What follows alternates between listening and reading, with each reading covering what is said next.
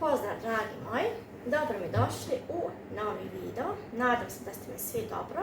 Ja se osjećam dobro, samo sam malo više zauzeta nego inače, tako da nisam imala vremena da snimam.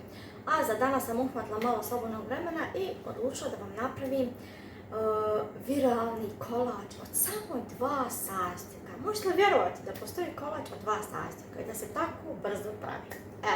Ja nisam mogla vjerovati, ali sad evo vjerujem.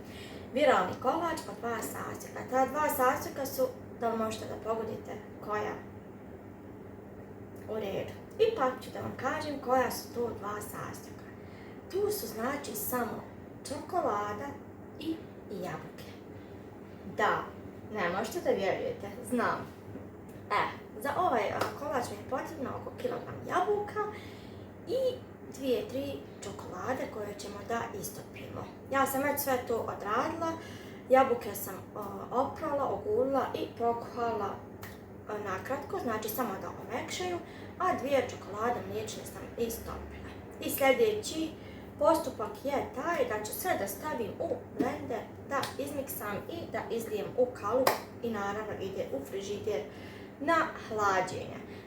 Najbolje preko noći, a možete ostaviti i na par sati preko dana, naravno. I vaš super sočni, ukusni i zdravi kolač sa 2 sastojka, jabukama i čokoladom će biti gotov.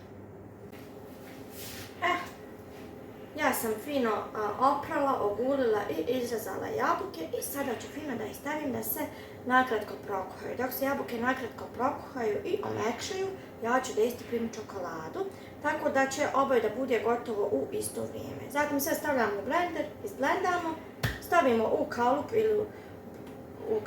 i u frižider na hlađenje i to je to.